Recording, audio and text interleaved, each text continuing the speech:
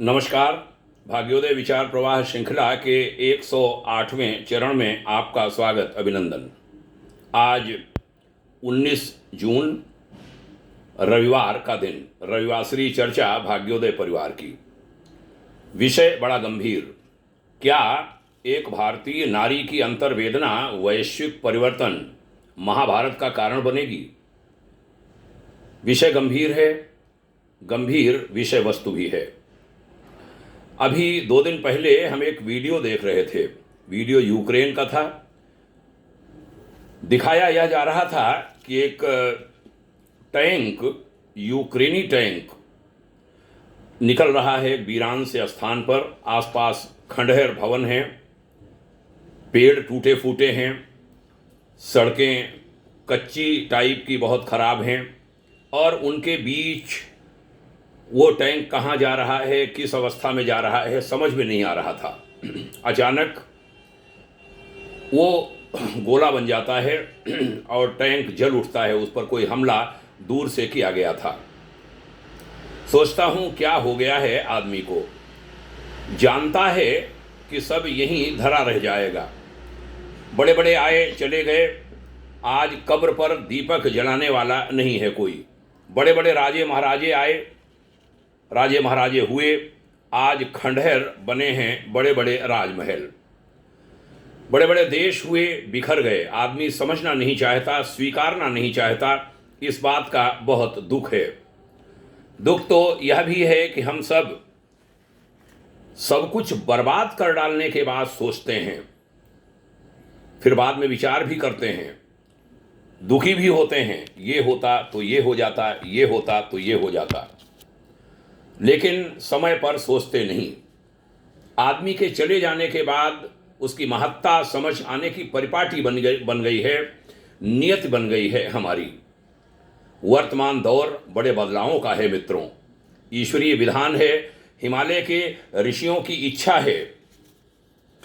कभी कभी सोचता हूँ सीता और द्रौपदी बड़े बदलावों का हेतु बनी थी, कारण बनी थी। स्त्री की रक्षा और उसके सम्मान के संरक्षण को ईश्वर आता रहा है। कहीं नूपुर शर्मा की भूमिका वैसी ही तो इस समय होने नहीं जा रही। जिस तरह से यदि सरकारें झुक गईं और जनता खड़ी हो गई और देश के 95 करोड़ सनातनी एकजुट होने लगे, ये बड़े अचरज की बात है। जब अनेक सरस्वती पुत्र आगे आ जाएं और ये कहने लगें कि राष्ट्र से बड़ा कोई नहीं होता, न कोई दल होता है और न कोई संगठन। जब पार्टियां और संगठन बेपटरी होने लगते हैं, तब राष्ट्र की आत्मा चीत्कार चीत्कार कर कह उठती है, हमारी नियति तुम पर निर्भर नहीं। राष्ट्र कहता है कि हम अपने मार्ग खुद निकाल लेंगे, क्योंकि मेरी कसक को जीने वाले बेटे बेटियों की मेरे पास कोई कमी नहीं है।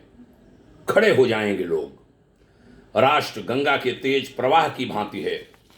वह जब मानव निर्मित अवरोध देखता है, तब तेज बाढ़ द्वारा सारे अवरोधों को तोड़ डालता है।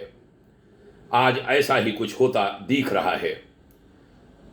यही सही है कि बड़े संगठन एक दिन में नहीं बनते। ये बात भी निश्चित रूप से सही है।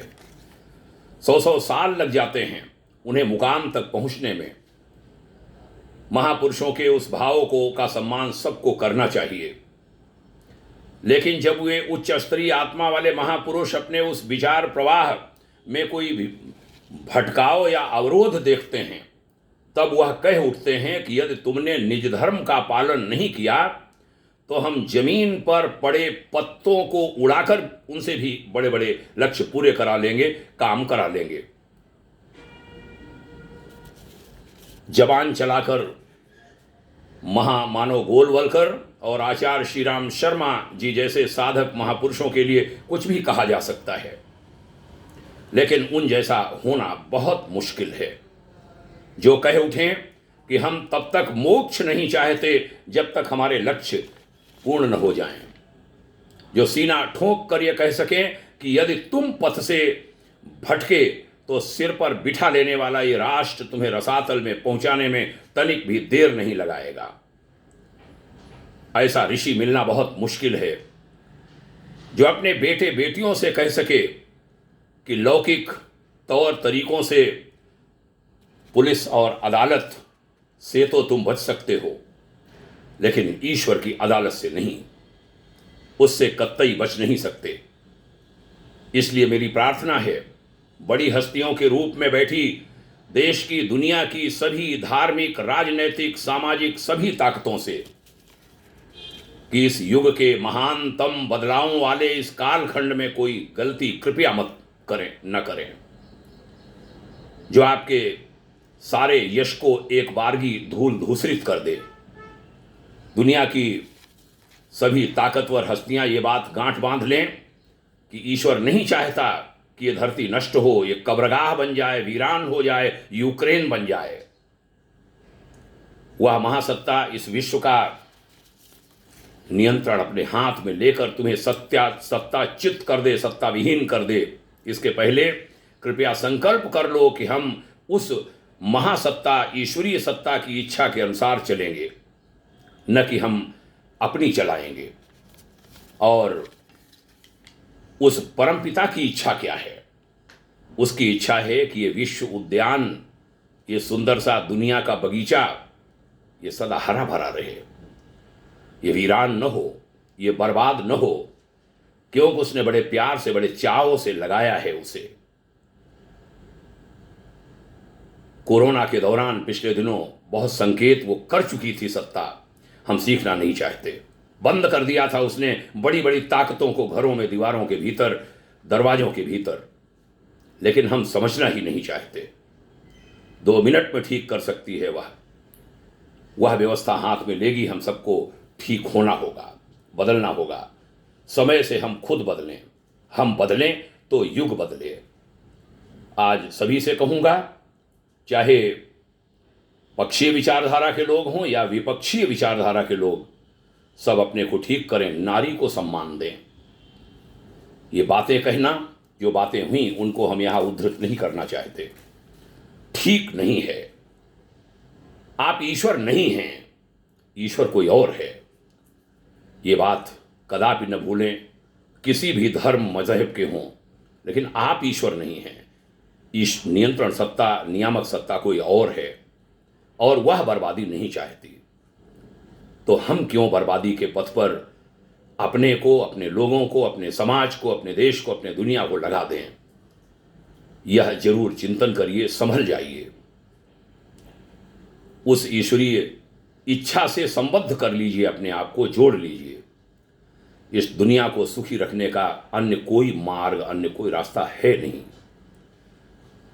और इसी से आप भी सुखी रहेंगे। आज भाग्योदय विचार प्रवाह की जो चर्चा है, श्रृंखला की 108 संख्या बड़ी महत्वपूर्ण होती है। सनातन समाज में माला जपने का प्रावधान है, अन्य संप्रदायों में भी है, मजहबों में भी है। माला जपते हैं और माला में मन के 108 होते हैं। 108वां दिन बड़ा खास है, और 108वें चरण में आज 19 जून को आज ये चर्चा देवात्मा हिमालय के एक ऋषि के शिष्य के अंतःकरण से निकली है। बड़ी गंभीरता से इसको हम सब लें, गलतियां वह न करें जो अतीत में हम, हमारे पूर्वज करते रहे हैं। वह पूर्वज जो कभी बहुत सम्माननीय थे, आज उनका सम्मान के साथ नाम ले देने पर झगड़े होने लगते हैं। हम अपने को कहीं उस अवस्था में न ले जाएं, बचाएं, क्योंकि जो कुछ हमने अर्जित किया होता है वह एक दिन में नहीं होता। जैसा अभी हमने कहा, संस्थाओं को बनने में सैकड़ों साल लगते हैं, वैसे ही एक व्यक्ति के जीवन की साख बनने में भी दशक लग जाते हैं, दशकों, 50 साल लग जाते हैं। बर्बाद एक दिन में हो सकती है वह साख। बचेंगे, सुधरेंगे, बढ़ेंगे मिलजुल कर चलेंगे, समझदारी बढ़ाएंगे, ईश्वर के सभी हैं, जो मार्ग विभिन्न हैं सभी ईश्वर की ओर ले जाते हैं, एक ही पथ पर ले जाते हैं, एक ही दिशा में ले जाते हैं। तरीके अलग अलग हो सकते हैं, उसके झगड़े अलग हो सकते हैं, लेकिन अंतिम लक्ष्य एक है और उस अंतिम लक्ष्य तक हम सब पहुंचने का प्रयास करें। यही हाथ जोड़कर एक भाई की बड़ी विनम्र प्रार्थना सभी से, देश दुनिया की सभी ताकतों से। आशा है आप इस ईश्वर इच्छा को ध्यान से सुनेंगे, गुनेंगे, मनन करेंगे, चिंतन करेंगे, विचार करेंगे और कहीं आचरण में भी लाएंगे, आचरित करेंगे। यही पुनः प्रार्थना। बहुत धन्यवाद यहाँ तक सुनने के लिए। जय हिंद, शुभकामनाएं। ओम शांति।